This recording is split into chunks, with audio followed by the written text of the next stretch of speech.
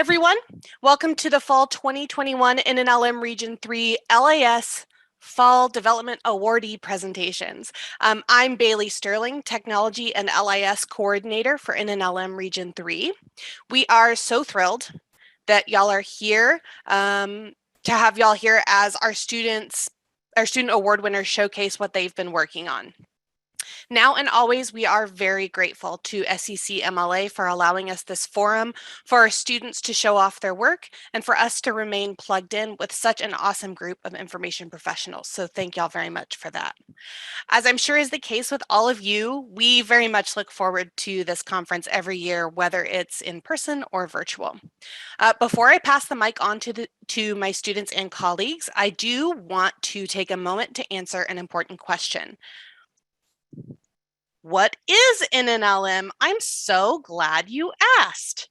The network of the National Library of Medicine is the field force of the National Library of Medicine, which falls under the umbrella of the National Institutes of Health. We're focused on health literacy, progress in the field of medicine, and improving public health. In order to effectively address the unique needs of highly varied populations in our country, NNLM is divided into 7 regions, each region with a regional medical library, or RML, that serves as sort of a headquarters for that region. Each RML spearheads and manages NNLM outreach efforts for their region.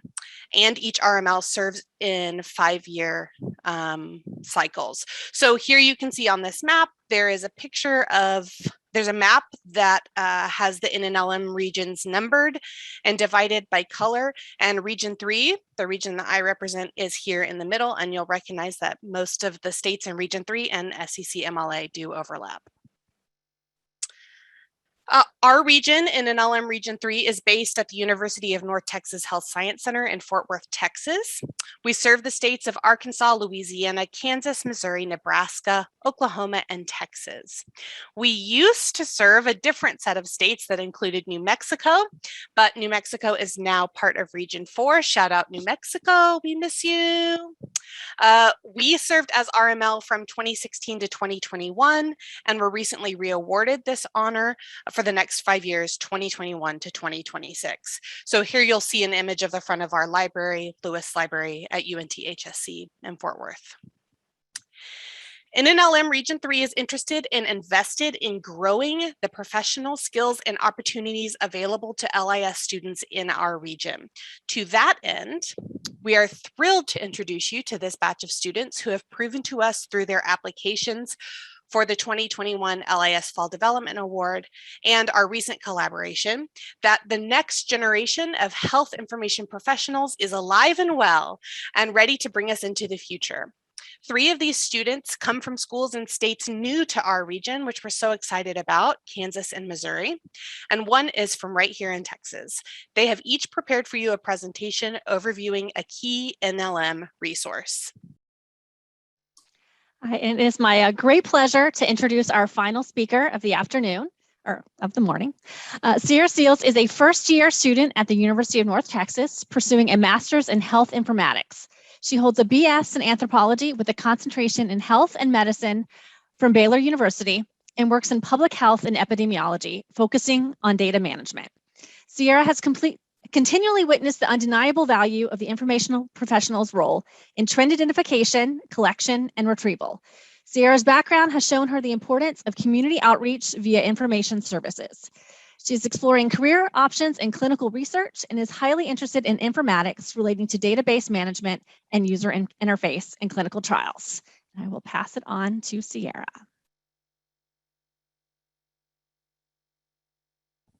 Hello, everyone. Can you hear me? Okay, perfect. Thank you so much for the opportunity and for having me here today. So I will be covering NLM's biomedical search engine, Openi, as far as its functionality and its potential use. So next slide, please. So Openi, again, is a biomedical search engine, and what it does is it enables search and retrieval of abstracts and images from open source literature and biomedical image collection. So it's a multi-panel retrieval system. So in essence, it's a database that combines natural language processing, information retrieval, content-based image retrieval. And so it's basically creating building blocks for advanced information resources. And what's so amazing about it is that it gives, of course, free access to over millions of images, as well as millions of articles from PubMed Central. It also has a large array of chest x-rays, radiology reports, and images from the NLM History of Medicine collection. And the idea was created based on the need for a multi-model research system that had sufficient maturity of information removal coupled with content-based image retrieval. So if you look at the image on the right-hand side, so what we're looking at, of course, it has a few resources for COVID because that's obviously something that is extremely relevant to all of us right now. In the middle, you'll see for popular searches that are going on within the search engine. But what's amazing is if you look at the search bar right under the OpenEye logo, what we're looking at is, of course, you can use the traditional form of searching via text, but you can also just drop in an image as well, which is amazing because sometimes that is how we would like to search. So if we could go to the next slide, please.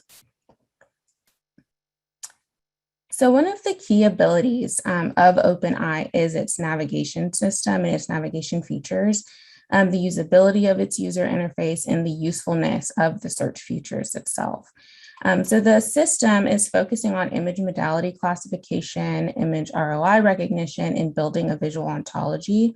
And you're able to filter your search results via image type, collections, clinical specialties, etc. And so if you look on the images on our left-hand side, so what we're looking at, the top image is showing you the filter view and list view, and then the bottom image is showing you the filter view and image view. And what's really great about the way in which you can switch the views is you can switch it at any time during your search. It's up to you. You don't have to stay in one view or the other. You can go back and forth.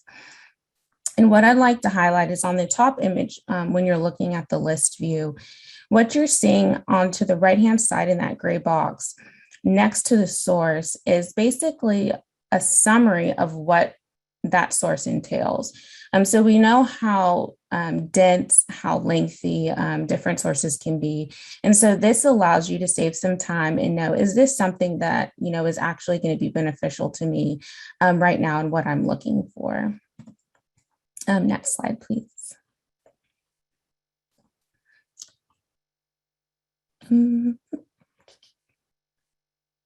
Okay, yeah, there we go. Thank you. So again, this is looking at how we're able to filter.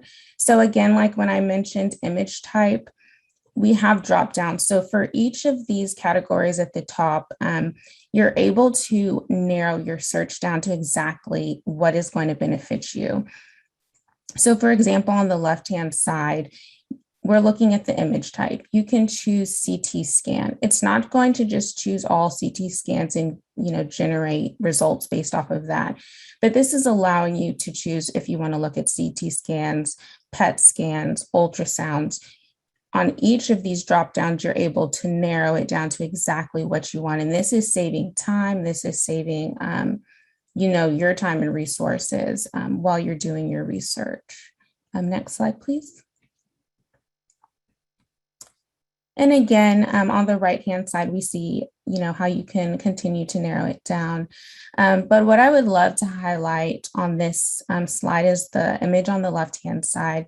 So before, a couple slides ago, we looked at how in the list view, you were able to see a summary next to the source. Well, you can also do that in image view. So if you were to hover over one of the images, you're also going to see this bottom line pop up. And so as you're going through, you're able to know, is this something that is really useful for me right now? Is this something that I should open up and take the time to sift through? And next slide, please. And so the power of OpenEye. So OpenEye has the potential to be utilized in a multitude of ways. It can be applied for specific areas of interest, like the current pandemic that we're in which the medical community is dependent, upon adapting to new and constantly changing information. I have been working with the Houston Local Health Department for the majority of the pandemic, and it's really, revealed to us the vulnerabilities in our healthcare system, as well as our public health infrastructures. And there's a lot that we can learn and take advantage of these learning opportunities. And I do think utilizing a system like Openi is one of those. Openi could be tailored to provide that connection for the rapid translation of research into practice by promoting the sharing of data for delivering those real-time results in clinical settings, which we most definitely needed, especially in the beginning of the pandemic, and we unfortunately didn't have. The pandemic has made it so clear the interdependency between the biomedical research, healthcare, and public health systems. It's just been made clear as we've gone on how we need to be able to connect and have a unity and an understanding of where we all are, and just be on the same page to serve our communities. And by having that trusted system in place for data sharing among the different entities that are all key members in the health crisis, that gives way to public trust and cooperation as well. Because the information that's being given from each different organization, from our community leaders, is clear and it's lacking contradictions. And we have seen firsthand what happens when we do have those contradictions occur. And as society becomes more inclined towards digital dependence, it is of the utmost importance for us to have a sense of unity among our researchers and our policymakers and those in clinical care and in public health, so that we can combat misinformation in the times of a health crisis. And I definitely, when I was looking through Openi, that's what I saw, first, that, this could definitely be something that could aid in that. And again, this collaborative approach builds a trust as a basis for participation. And in this instance, and what I'm speaking to, like clinical studies related to COVID-19, proper and timely diagnosis, healthcare guidance, and all of this leads to better healthcare outcomes in our communities, especially those that are already underrepresented in research and suffer market health disparities. So the use of a platform like Openi offers us this ability to be better prepared for if and when a health crisis like the one we're currently in were to happen in the future. And next slide, please. So that is, just one idea in which Openi can be tailored to support the ongoing needs of our communities and the medical community. I would like to thank you all so much for taking the time to listen to me speak on the Openi platform, and also my personal ideas and interests related to its use and potential. And I'm happy to answer any questions. Thank you, Ciara. That was excellent. And I think we've got a question. If you said, did you say you were working with the Houston Health Department, and can you say a little more about what you're doing with them? Yeah, so I've been doing a lot. I go back and forth with a lot of things, but mainly right now, I've been helping with data management. So helping with medical records, lab records, but also aiding with the investigations as well. So I've been going back and forth helping out with that.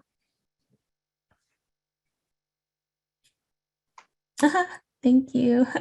Okay, we've had several people state that they had not heard of this resource before, so they thank you for bringing it to their attention.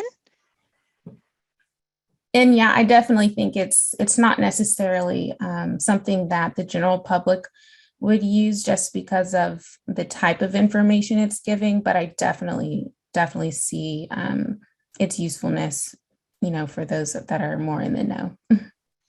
Yeah, so yeah, Pat Moore says she's going to start using the resource, and Darlene is actually doing a search for a customer right now. Oh, wonderful. Okay, from let's see, Dr. Cleveland. So happy to have you at UNT. So this will be introduced in the next semester, and would you be willing to do this as a presentation? So I think Dr. Cleveland is giving you another homework assignment. I know, I don't think I can say no. No, nobody can say no to Dr. Cleveland. No, of course.